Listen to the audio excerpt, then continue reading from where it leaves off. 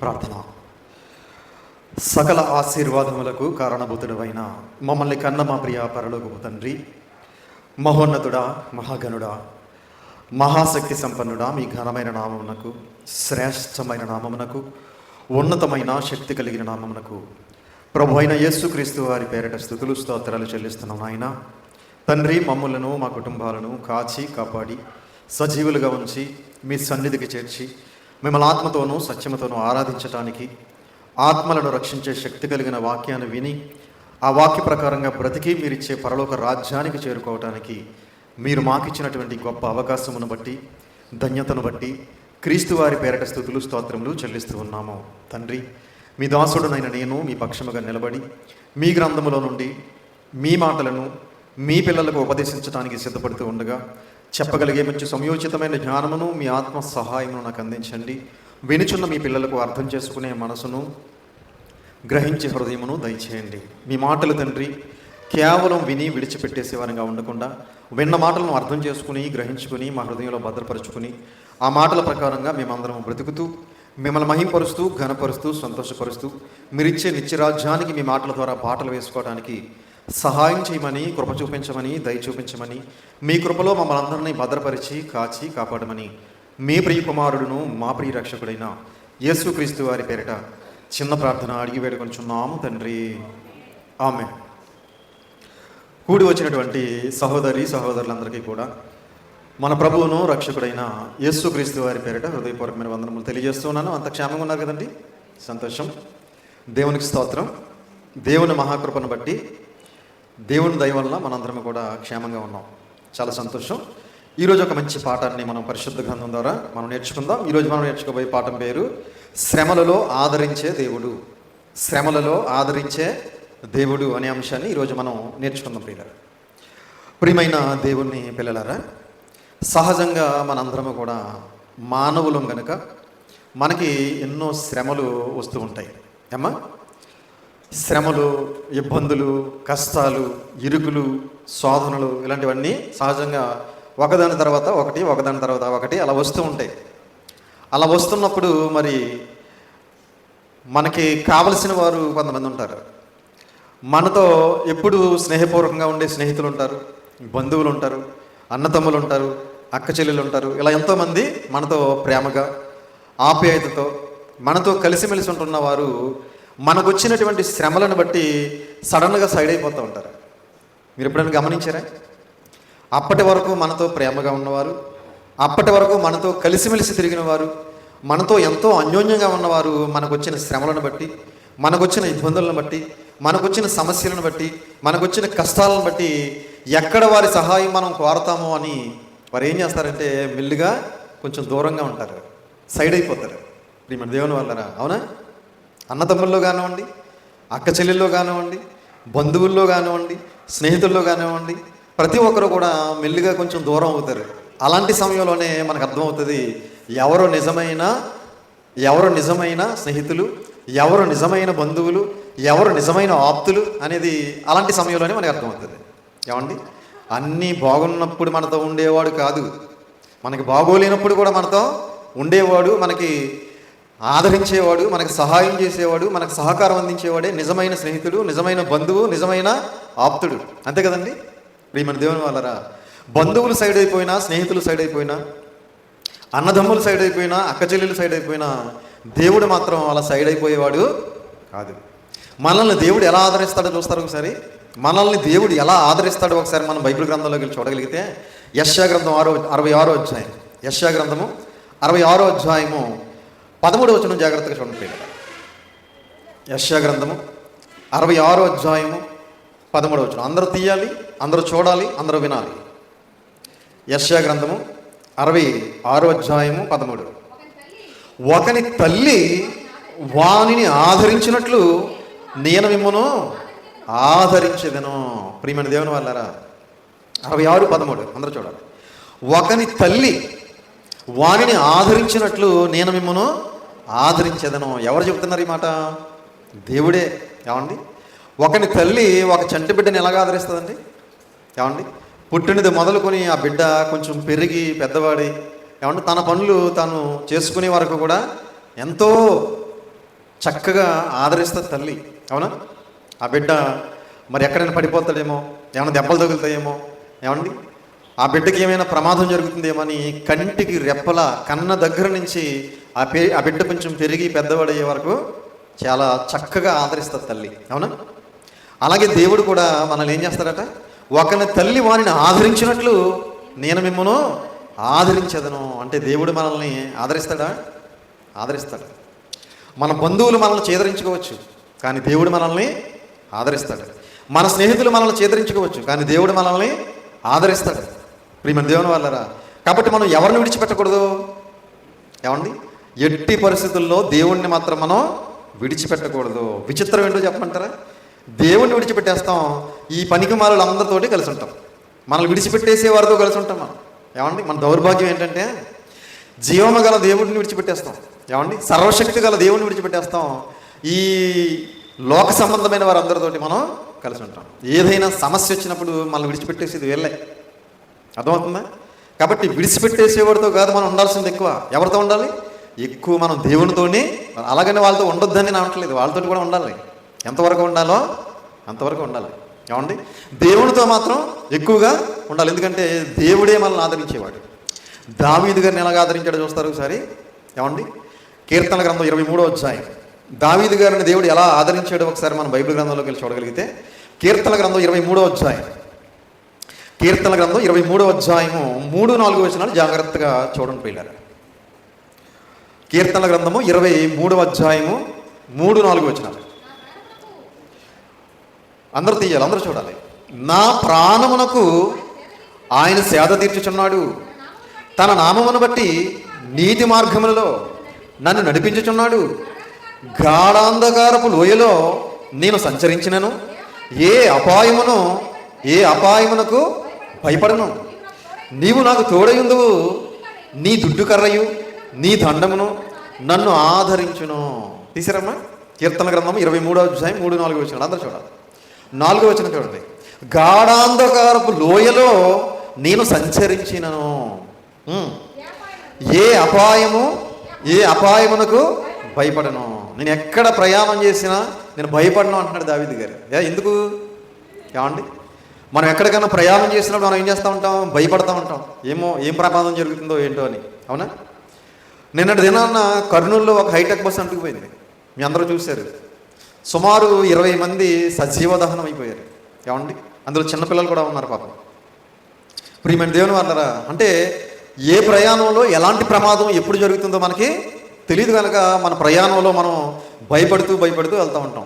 కారులో వెళ్ళినా, బైక్ మీద వెళ్ళినా, ఫ్లైట్ మీద వెళ్ళినా భయం.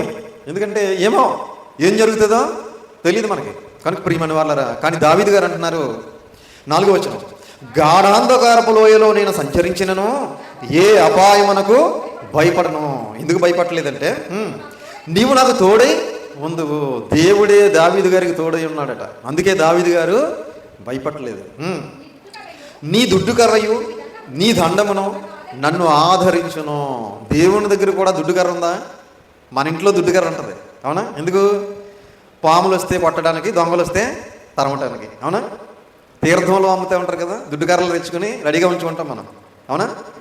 దేవుని దగ్గర కూడా దుడ్డు కర్ర ఉందంట.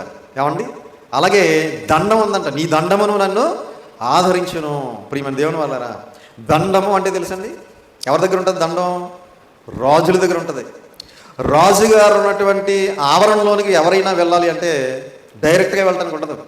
ఒకవేళ వెళ్ళినా రాజుగారు కనుక సమయానికి ఆ దండం ఇలా చూపించలేదనుకోండి, ఇంకా అతన్ని చంపేయాలి.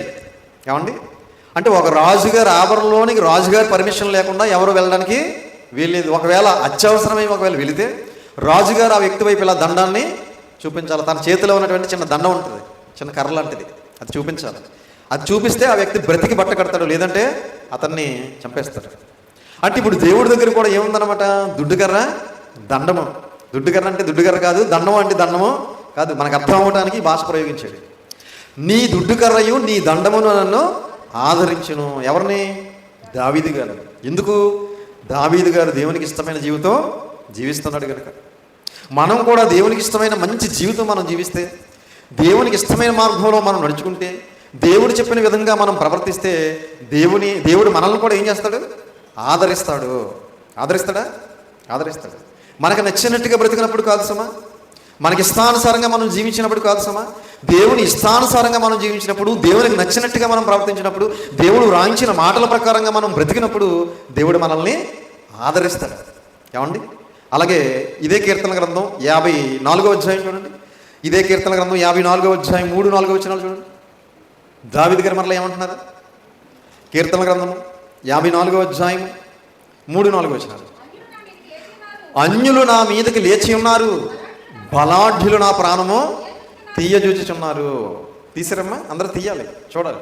54వ అధ్యాయం 3-4 వచనాలు. అన్యులు నా మీదకి లేచి ఉన్నారు, బలాఢ్యులు నా ప్రాణము తీయజూచుచున్నారు. వారు తమ ఎదుట దేవుణ్ణి ఉంచుకున్నవారు కారు. ఇదిగో దేవుడే నాకు సహాయకుడు, ప్రభువే నా ప్రాణమును ఆదరించేవాడు. ప్రియమైన దేవుని పిల్లలారా, దావీదు గారి మీద ఎవరు లేచారట? ఏమండి? 54వ అధ్యాయం 3-4 వచనాలు. ఏమ్మా? అన్యులు నా మీదకి లేచి ఉన్నారు, అన్యజనులు నా మీదకి లేచి ఉన్నారు. అన్యజనులు అంటే దేవుణ్ణి ఎరగని వారు, దేవుణ్ణి నమ్మని వారు, దేవుణ్ణి తెలుసుకోనని వారు. కనుక అన్యులు నా మీదకి లేచి ఉన్నారు, బలాఢ్యులు నా ప్రాణము తీయజేస్తున్నారు. బలాఢ్యులు అంటే బలవంతులు. ఏమండి? నా ప్రాణాన్ని తీయాలనుకుంటున్నారు. వారు తమ ఎదుట దేవుణ్ణి ఉంచుకున్నవారు కారు. వారు తమ ఎదుట దేవుణ్ణి ఉంచుకున్నవారు కాదు. ఇదిగో దేవుడే నాకు సహాయకుడు. ఎవరట సహాయకుడు? ఏమండి? ప్రియమైన దేవుని పిల్లరా, ఇదిగో పలానా రాజుగారు నాకు సహాయకుడు అనట్లేదు, పలానా మంత్రి గారు నాకు సహాయకుడు అనట్లేదు, పలానా సైన్యాధిపతి నాకు సహాయకుడు అనట్లేదు. ఎవరు? ఇదిగో దేవుడే నాకు సహాయకుడు, ప్రభువే నా ప్రాణమును ఆదరించేవాడు. ప్రభువే నాకు సహాయకుడు, ప్రభువే నన్ను ఆదరించేవాడు, నా ప్రాణాన్ని ఆదరించేవాడు ఆయనే. నా ప్రాణాన్ని తీయాలని చూస్తున్నారు ఎంతోమంది, కానీ నా ప్రాణాన్ని ఆదరించేవాడు ఎవరు? దేవుడే అని క్రీస్తుకు పూర్వం దావీదు గారు పరిశుద్ధాత్మ ప్రేరణతో పలుకుతున్న అద్భుతమైన మాట. ప్రియమైన దేవుని వాళ్ళ, మన ప్రాణాన్ని కూడా ఎవరైనా తీయాలనుకున్నా కూడా మన ప్రాణాన్ని కాపాడాలంటే ఎవరు కాపాడాలి? దేవుడే కాపాడాలి. అవునా? ప్రియమైన దేవుని వాళ్ళరా, ఈ ప్రపంచంలో ఎంతోమందిని చంపేస్తున్నారు. అవునా? ఎన్నో హత్యలు జరుగుతున్నాయి. మనం కూడా మన ప్రాణాన్ని కాపాడుకోవాలంటే మన ప్రాణాన్ని కాపాడేది ఎవరు? దేవుడే. అందుకే ఇదే దావీదు గారు మరొక మాట చెప్తున్నారు చూడండి. ఇదే కీర్తన గ్రంథము 94వ అధ్యాయం 19వ వచనం చూడండి. 94:19. కీర్తన గ్రంథం 94వ అధ్యాయం 19. నా అంతరంగమందు విచారములు హెచ్చగా నీ గొప్ప ఆదరణ నా ప్రాణమునకు నెమ్మది కలుగు చేయుచున్నది. 94:19 అందరూ చూడాలి. నా అంతరంగమందు విచారములు హెచ్చగా. అంతరంగం అంటే నా హృదయంలో, అంతరంగం అంటే హృదయంలో. నా హృదయంలో విచారములు ఎక్కువైపోయినాయి. చాలామంది హృదయం పైకి బాగానే ఉంటారు, లోపల చాలా బాధపడుతుంటారు. ఎందుకు? వాళ్ళకు ఉన్నటువంటి సమస్యలు అలాంటి, వారికి ఉన్నటువంటి ఇబ్బందులు అలాంటి, వారికి ఉన్న కష్టాలు అలాంటి, వారికి ఉన్నటువంటి సమస్యలను బట్టి, ఇబ్బందులను బట్టి, కష్టాలను బట్టి లోపల చాలా బాధపడతారు, కుమిలిపోతూ ఉంటారు. పైకి మాత్రం బాగానే ఉంటారు. ఏమండి? నా అంతరంగముందు విచారములు హెచ్చగా నీ గొప్ప ఆదరణ నా ప్రాణమునకు నెమ్మది కలుగు చేయుచున్నది. నీ గొప్ప ఆదరణ, దేవుని యొక్క గొప్ప ఆదరణ ఏం చేస్తుందంటే మనకి నెమ్మది కలగజేస్తూ ఉంటుంది. ప్రియమైన దేవుని పిల్లరా, మనకి ఏదైనా కష్టం వచ్చిందంటే, బాధ వచ్చిందంటే, శ్రమ వచ్చిందంటే ఎవరికైనా చెప్పామనుకోండి, వాళ్ళు మనల్ని ఆదరించాల్సింది పోగా మనల్ని అవహేళన చేస్తారు. అవునా? నవ్వుకుంటారు భలే జరిగిందని. కానీ దేవుడు మాత్రం మనల్ని అలాగా అనుకునేవాడు కాదు. మనల్ని ఆదరించేవాడు, మనల్ని బలపరిచేవాడు, మనల్ని నిలబెట్టేవాడు, మనల్ని స్థిరపరిచేవాడు దేవుడు. కనుక ప్రియమైన దేవుని వాళ్ళరా, నీ గొప్ప ఆదరణ నాకు నెమ్మది కలుగు చేయుచున్నది. నెమ్మది కలుగు చేయుచున్నది. నెమ్మది అనేది మనకు రావాలి అంటే దేవుడే మనల్ని ఆదరించాలి. ప్రియమైన దేవుని వాళ్ళరా, అలాగే దేవుడు ఇంకా ఎవరిని ఆదరిస్తాడో మరొక మాట మనం చూడగలిగితే కొరింథీయులకు రాసిన 2వ పత్రిక 7వ అధ్యాయం. కొరింథీయులకు రాసిన 2వ పత్రిక 7వ అధ్యాయము 6వ వచనం చూడండి ప్రియులారా. కొరింథీయులకు రాసిన 2వ పత్రిక 7వ అధ్యాయం 6. అయినను దీనులను ఆదరించు దేవుడు. చాలండి. 7:6 కొరింథీయులకు రాసిన 2వ పత్రిక. అయినను దీనులను ఆదరించు దేవుడు. ఎవరిని ఆదరిస్తారట దేవుడు? ఏమండి? దీనులను అన్నాడు. దీనులు అంటే అర్థం ఏంటి? దీనులు అంటే ఎవరైతే తమ్మును తామును తగ్గించుకుని దేవుని యందు భయభక్తులు కలిగి బ్రతుకుతారో వారే దీనులు. దీనులు అంటే పేదవాళ్ళు అనుకుంటాం మనం. పేదవాళ్ళని కాదు, దీనులు అంటే ఎవరైతే దీన మనసు అంటాం కదా, దీన మనసు, తను తగ్గించుకునే మనసు కలిగి ఎవరైతే జీవిస్తారో దేవుని పట్ల, అలాంటి వారిని దేవుడు ఏం చేస్తాడట? ఆదరిస్తాడట. ఏమండి? తమ్మును తాము హెచ్చించుకుంటా ఉంటారు చాలామంది. ఏమండి? తమ్మును తాము హెచ్చించుకునే వారిని దేవుడు ఆదరించడు. బాగా వినాలి. హెచ్చించుకునే వాడిని దేవుడు ఎప్పుడు ఆదరించడు. మరి ఎవరిని ఆదరిస్తాడంటే ఎవరైతే తను తాను తగ్గించుకుంటాడో వారిని మాత్రమే ఆదరిస్తాడు. కొంతమంది ఎందుకు హెచ్చించుకుంటారంటే వారికి ఉన్న ఆస్తిని బట్టి, వారికి ఉన్నటువంటి స్తోమతను బట్టి, వారికి ఉన్నటువంటి సంపదను బట్టి హెచ్చించుకుంటూ ఉంటారు. కొంతమంది ఎంత ఉన్నతమైన స్థితిలో ఉన్నా, ఎంత పెద్ద ఉద్యోగం ఉన్నా, ఎంత పెద్ద పదవి ఉన్నా కూడా వాళ్ళు తమ్మును తాము తగ్గించుకుంటారు. ఇప్పుడు మన దేవుని అలా తగ్గించుకునే వాడిని దేవుడు హెచ్చిస్తాడు, హెచ్చించుకునేవాడిని దేవుడు తగ్గిస్తాడు. కనుక దీనులను ఆదరించు దేవుడు అంటే దీనులను దేవుడు ఏం చేస్తాడు? ఆదరిస్తాడు. అంటే మనం ఎలా ఉండాలి? ఇప్పుడు దీనులుగా ఉండాలి, దీన మనసు కలిగి ఉండాలి, మనల్ని మనం తగ్గించుకునేవారుగా ఉండాలి. అప్పుడు మనల్ని దేవుడు ఆదరిస్తాడు, హెచ్చిస్తాడు. అలాగే దేవుడు ఇంకా ఎవరిని ఆదరిస్తాడు మరొక మాట మనం చూడగలిగితే, కీర్తన గ్రంథము 41వ అధ్యాయం, వాక్యపట్నం చేసుకున్నాం కదా. కీర్తన గ్రంథము 41వ అధ్యాయం, కీర్తన గ్రంథం 41వ అధ్యాయము 1వ వచనం నుంచి జాగ్రత్తగా చూడండి పిల్లలు. కీర్తన గ్రంథం 41వ అధ్యాయం 1వ వచనం నుంచి, పేదలను కటాక్షించేవాడు ధన్యుడు, ఆపత్కాలమందు యెహోవా వారిని తప్పించును. ప్రియమైన దేవుని వాళ్ళరా, తీసారమ్మా 41:1 కీర్తన గ్రంథం. పేదలను కటాక్షించేవాడు ధన్యుడు. పేదలు ఉంటారు కదా సమాజంలో, ఆ పేదలను కటాక్షించడం అంటే వారికి కావలసిన సహాయాన్ని, సహకారాన్ని అందించడం. పేదలను కటాక్షించేవాడు ధన్యుడు అంటే పేదలకు సహాయ సహకారాలు అందించేవాడు ధన్యుడు. ఆపత్కాలమందు యెహోవా వారిని తప్పించును అంటే నీకు ఆపద వచ్చినప్పుడు దేవుడు నేను ఏం చేస్తాడంటే తప్పిస్తాడు. దేవుడు నిన్ను తప్పించాలంటే నువ్వేం చేయాలి? నీ చుట్టుపక్కల ఎవరైతే ఇబ్బందుల్లో బేదలు ఉన్నారో, ఇరుకుల్లో బేదలు ఉన్నారో, సమస్యల్లో బేదలు ఉన్నారో అలాంటి వారికి నీ చేతనైనటువంటి సహాయం, నీకు తోచినటువంటి సహాయం నువ్వు చేసినప్పుడు, నీకు ఆపద వచ్చినప్పుడు దేవుడు నిన్ను తప్పిస్తాడు. ఏమండి? యెహోవా వాణిని కాపాడి బ్రతికించును. దేవుడు అలాంటి వాడిని కాపాడి ఏం చేస్తాడట? బ్రతికిస్తాడు. ఎందుకంటే నువ్వు కొంతమందికి సహాయం చేసావు కదా, నువ్వు కొంతమందికి సహకారం అందించావు కదా, నువ్వు కొంతమందికి ఉపాధి కల్పించావు కదా, కాబట్టి దేవుడు నిన్ను ఏం చేస్తాడంటే నిన్ను కాపాడి నిన్ను బ్రతికిస్తాడట. భూమి మీద వాడు ధన్యుడగును, వాని శత్రువుల ఇచ్చకుని వారిని అప్పగించవు. శత్రువుల ఇష్టానికి దేవుడు వారిని అప్పగించాడట. ఏమండి? రోగశయ్య మీద యెహోవా వారిని ఆదరించిన. ఒకవేళ రోగం వచ్చిందనుకోండి, రోగం వచ్చి ఒకవేళ మంచం మీద పడిపోతే అలాంటి సమయంలో దేవుడు ఏం చేస్తాడట? ఆదరిస్తాడట. అదే నువ్వు ఎవ్వరికి సహాయం చేయలేదు, ఎవ్వరికి కూడా ఏ విధమైన సహకారం అందించలేదు, నీకు ఇష్టం వచ్చినట్టుగా నువ్వు బ్రతికావు, నీ కుటుంబ సంతోషం కోసమే నువ్వు ఆలోచించుకున్నావు తప్ప ఇంకెవ్వరి గురించి ఆలోచించలేదు, నువ్వు ఎవ్వరికి ఏ విధమైన సహాయ సహకారాలు అందించలేదు. ఇప్పుడు నీకు రోగం వచ్చింది, ఇప్పుడు దేవుడికి నువ్వు ప్రార్థన చేస్తున్నావు, ఇప్పుడు దేవుడు నిన్ను ఆదరిస్తాడా? ఆదరిస్తాడమ్మా? ఆదరించడు. ఎందుకు ఆదరించాలి? నువ్వెవరిని ఆదరించలేదు కదా, నువ్వెవరికి సహాయం చేయలేదు కదా, నువ్వెవరిని ఆదుకోలేదు కదా, మరి నిన్నెందుకు ఆదరించాలి? నిన్నెందుకు ఆదుకోవాలి? నీకు ఎందుకు సహాయం చేయాలి? చేస్తాడా? చెయ్యడు. అందుకే రోగశయ్య మీద ఏం చేస్తాడట? యెహోవా వారిని ఆదరించును, రోగము కలుగుగా నీవే వారిని స్వస్థపరచుదువు.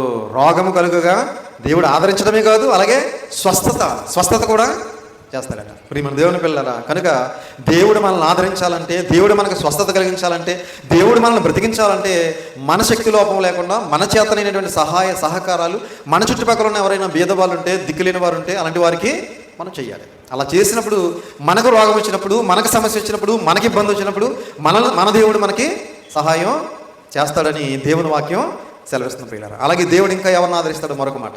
కీర్తన గ్రంథం 146వ అధ్యాయం, 146వ అధ్యాయము 9వ వచనం జాగ్రత్తగా చూడండి పిల్లరా. 146:9.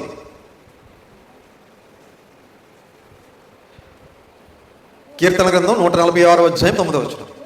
యెహోవా పరదేశులను కాపాడువాడు, ఆయన తండ్రి లేని వారిని విధవరాండ్రను ఆదరించువాడు. ఎమ్మ తీసారా? 146:9 అందరూ చూడ. యెహోవా పరదేశులను కాపాడువాడు, ఆయన తండ్రి లేని వారిని విధవరాండ్రను ఆదరించేవాడు. తండ్రి లేని వారు ఉంటారు చాలామంది, విధవరాండ్రు ఉంటారు చాలామంది సమాజంలో. అలాంటి వారిని ఎవరో ఆదరించరండి. ఆదరిస్తారండి? ఆదరించరు. ఏమండి? మరి ఎవరయ్యా వారిని ఆదరించేది అంటే ఇదిగో క్రీస్తుకు పూర్వం 1000 సంవత్సరాల క్రితం తెలియజేస్తున్నాడు. తండ్రి లేని వారిని విధవరాండ్రను ఆయనే ఆదరించును, ఆయనే ఆదరిస్తాడు. ఏమండి ప్రియమైన దేవుని పిల్లరా, భర్త చనిపోయాడు అనుకోండి, భార్య చాలా కుమిలిపోద్ది. నా పిల్లల్ని ఎవరు పట్టించుకుంటారు, ఇలా భవిష్యత్తు ఏంటి, నా పరిస్థితి ఏంటి అని చాలా కృంగిపోతూ ఉంటారు, కుమిలిపోతూ ఉంటారు. కానీ అలాంటి వారిని ఆదరించేవారు ఎవరు? దేవుడే. ఏమండి, తండ్రి లేని వారిని విధవరాండ్రను ఆదరించేవాడు ఆయనే. కనుక ప్రియమైన దేవుని వాళ్ళరా, దేవుడు అనేవాడు ఒకడు ఉన్నాడు మనకి ఆదరించడానికి. ఆయన మాత్రం మనం ఎప్పుడు విడిచిపెట్టకూడదు. మొదటి శతాబ్దంలో భయంకరమైన పరిస్థితులు ఎదురైనప్పుడు అపోస్తులను కూడా దేవుడే ఆదరించాడట. ఒకసారి ఆ మాట చూద్దాం. కొరింథీయులకు రాసిన 2వ పత్రిక మొదటి అధ్యాయం. కొరింథీయులకు రాసిన 2వ పత్రిక మొదటి అధ్యాయము. కొరింథీయులకు రాసిన 2వ పత్రిక మొదటి అధ్యాయం 3వ వచనం నుంచి జాగ్రత్తగా చూడండి పిల్లరా. 2వ పత్రిక మొదటి అధ్యాయం 3వ వచనం నుంచి. కనికరము చూపు తండ్రి సమస్తమైన ఆదరణను అనుగ్రహించు దేవుడు మన ప్రభు అయిన తండ్రియునైనా దేవుడు స్తుతింపబడును గాక. చాలండి, తీసారమ్మా. కొరింథీయులకు రాసిన 2వ పత్రిక మొదటి అధ్యాయము 3వ వచనం నుంచి చదవండి అమ్మా. కనికరము చూపు తండ్రి సమస్తమైన ఆదరణయు అనుగ్రహించు దేవుడు. కనికరము చూపు దేవుడు, సమస్తమైన ఆదరణ అనుగ్రహించు దేవుడు మన ప్రభువైన యేసుక్రీస్తు తండ్రియునైన దేవుడు స్తుతింపబడును గాక. దేవుడు మమ్మను ఏ ఆదరణతో ఆదరించుచున్నాడో ఆ ఆదరణతో. ఏమండి, పౌలు గారు మాట్లాడుతున్నారు ఈ మాట. దేవుడు మమ్మను ఏ ఆదరణతో ఆదరించుచున్నాడో ఆ ఆదరణతో ఎట్టి శ్రమలలో ఉన్న వారినైనను ఆదరించుటకు శక్తి గలవాడు. తీసారందరూని ప్రియమైన దేవుని వాళ్ళరా, అపోస్తులను మొదటి శతాబ్దంలో ఆదరిస్తున్నాడు. ఎందుకంటే అప్పటికి పరిస్థితులు ఎలా ఉన్నాయండి? మొదటి శతాబ్దంలో అపోస్తులు భూమి మీద బ్రతుకున్నప్పుడు పరిస్థితులు ఎలా ఉన్నాయి? చాలా భయంకరంగా ఉన్నాయి. కావండి, అసలు యేసుక్రీస్తు వారి పేరు చెబితేనే ఈడ్చుకెళ్ళి చెరసాల్లో వేస్తున్నారు. ఏమండి, ఈడ్చుకెళ్ళి తలలు నరికేస్తున్నారు, భయంకరమైన చిత్రహింసలు గురి చేస్తున్నారు. అలాంటి పరిస్థితుల్లో దేవుడు అపోస్తులను ఏం చేశాడట? 4వ వచనం అందరూ చూడాలి. దేవుడు మమ్మల్ని ఏ ఆదరణతో ఆదరించుచున్నాడో ఆ ఆదరణతో ఎట్టి శ్రమలలో ఉన్నవారినైనను ఆదరించుటకు, ఎట్టి శ్రమలలో ఉన్నవారినైనను, ఎలాంటి శ్రమల్లో ఉన్నవారినైనను ఆదరించుటకు శక్తి గలవారమగినట్లు ఆయన మాత్రమే ఆయన మా శ్రమ అంతటిలో మమ్మను ఆదరించుచున్నాడు. ప్రియమైన దేవుని పిల్లలు, మా శ్రమ అంతటిలో ఆయన మమ్మను ఆదరించుచున్నాడు. అంటే నీకు ఎలాంటి శ్రమ వచ్చినా కూడా దేవుడిని ఆశ్రయిస్తే దేవుడు తప్పకుండా ఆదరిస్తాడు. మనం దేవుడిని ఆశ్రయించడం అనేసి ఎవరిని ఆశ్రయిస్తాం? ఏమండి, మనుషుల్ని ఆశ్రయిస్తూ ఉంటాం. ముందు ఎవరిని ఆశ్రయించాలి? ముందు దేవుడిని ఆశ్రయించి తర్వాత మనుషుల్ని ఆశ్రయిస్తే అప్పుడు ఆ మనుషుల ద్వారానే దేవుడు మనకు సహాయం చేస్తాడు. ముందు దేవుడిని ఆశ్రయించడం అనేసి ముందు ఎవరి దగ్గరికి పరిగెడతాం? మనుషుల దగ్గరికి పరిగెడతాం. అప్పుడు దేవుడి సహాయం ఉంటుంది? అప్పుడు దేవుడి సహాయం ఉండదు ప్రియులారా. ముందు దేవునికి ప్రార్థన చేసుకోవాలి మనం. తండ్రి, ఇదిగో ఈ సమస్య వచ్చింది, ఈ ఇబ్బంది వచ్చింది, ఈ కష్టం వచ్చింది, ఈ బాధ వచ్చింది, నాకు సహాయం చేయి తండ్రి అని ముందుకు దేవునికి మొరపెట్టుకుని, ముందు దేవుణ్ణి వేడుకొని, ముందు దేవుణ్ణి బ్రతిమాలుకొని అప్పుడు నువ్వు మనుషుల దగ్గరికి వెళితే దేవుడు వారి మనసు మార్చి వారి ద్వారా దేవుడు మనకు సహాయం చేస్తాడు. వారి ద్వారా దేవుడు మనల్ని ఆదరిస్తాడు. కనుక ఎట్టి శ్రమలలో ఉన్న వారినైనను దేవుడు ఏం చేస్తాడట? ఆదరించుటకు శక్తి గలవారమగినట్లు ఆయన మా శ్రమ అంతటిలో మమ్మను ఆదరించుచున్నాడు. క్రీస్తు యొక్క శ్రమలు మా ఎందెలాగ విస్తరించుచున్నావో అలాగే క్రీస్తు ద్వారా ఆదరణయు మాకు విస్తరించుచున్నది. క్రీస్తు యందు శ్రమలు మా యందు ఎలాగ విస్తరించుచున్నావో అలాగే క్రీస్తు ద్వారా ఆదరణయు మాకు విస్తరించుచున్నది. శ్రమలు విస్తరించినట్టుగా ఆదరణ కూడా విస్తరిస్తుందట. శ్రమలే కాదు, ఆదరణ కూడా విస్తరిస్తుందంట. మొదటి శతాబ్దంలో మేము శ్రమ పొందినను మీ ఆదరణ కొరకును రక్షణ కొరకును పొందుదుము. మేము ఆదరణ పొందినను మీ ఆదరణ కొరకై పొందుదుము. ఈ ఆదరణ మేము కూడా పొందుచున్నట్టి ఆ శ్రమలను ఓపికతో సహించుటకు కార్యసాధకమై ఉన్నది. మీరు శ్రమలలో ఎలాగూ పాలివారై ఉన్నారో అలాగే ఆదరణలోనూ పాలివారై ఉన్నారని ఎరుగుదుము కనుక మిమ్మల్ని గూర్చిన ఈ నిరీక్షణ స్థిరమై ఉన్నది. ప్రియమైన దేవుని పిల్లరా, ఇక్కడ ఎంత అద్భుతమైన మాట తెలియజేస్తున్నాడు చూడండి. అలాగే ఆదరణలోనూ పాలివారై ఉన్నారని ఎరుగుదుము కనుక మిమ్మల్ని గూర్చిన మా నిరీక్షణ స్థిరమై ఉన్నది. మీరు శ్రమలలో ఎలాగూ పాలివారై ఉన్నారో అలాగే ఆదరణలోనూ పాలువారై ఉన్నారని ఎరుగుదము. మీరు శ్రమల్లో ఎలాగైతే పాలువారై ఉన్నారో ఆదరణలో కూడా అలాగే పాలువారై ఉన్నారు. అంటే శ్రమలు వచ్చాయని, కష్టాలు వచ్చాయని, బాధలు వచ్చాయని మనం కృంగిపోయి కుమిలిపోయి దేవుని విడిచిపెట్టి లోకంలో కలిసిపోకూడదు. ఎందుకంటే శ్రమలు విస్తరించినట్టే ఆదరణ కూడా మనకి విస్తరిస్తుందని దేవుని వాక్యం సెలవిస్తుంది పిల్లలు. కనుక దేవుడు మనకి ఎలాంటి శ్రమ వచ్చినా కూడా దాని నుంచి తప్పించడానికి శక్తిమంతుడు.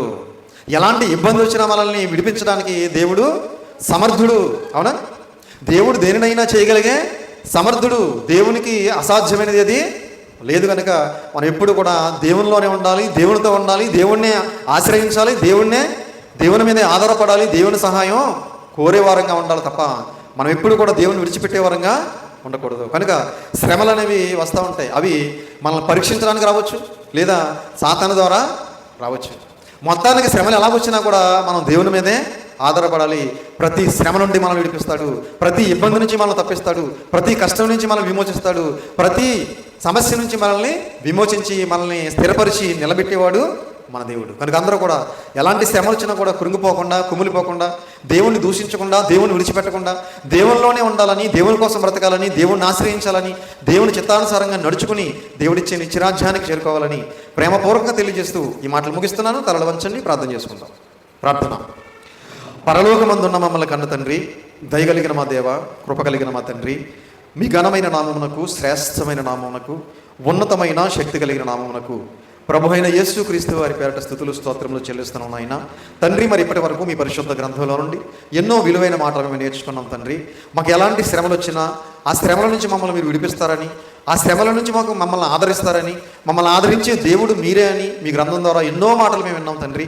విన్న మాటలు విని విడిచిపెట్టే వారంగా ఉండకుండా ఆ మాటలు మా హృదయంలో భద్రపరుచుకుని తండ్రి, మేమందరము కూడా తండ్రి మీకు ఇష్టమైన మార్గంలో నడుచుకుంటూ మీ అందు భయభక్తులు కలిగి జీవిస్తూ, విశ్వాసం కలిగి జీవిస్తూ మీరిచ్చే నిత్య రాజ్యానికి మేము అందరం చేరుకోవడానికి సహాయం చేయమని, కృప చూపించమని, దయ చూపించమని, మమ్మల్ని అందరినీ కూడా పరసంబంధమైన ప్రతి ఆశీర్వాదంతో ఆశీర్వదించి దీవించమని మీ ప్రియ కుమారుడును మా ప్రియ రక్షకుడైన యేసుక్రీస్తు వారి పేరట చిన్న ప్రార్థన అడిగి వేడుకొంచున్నాము తండ్రి.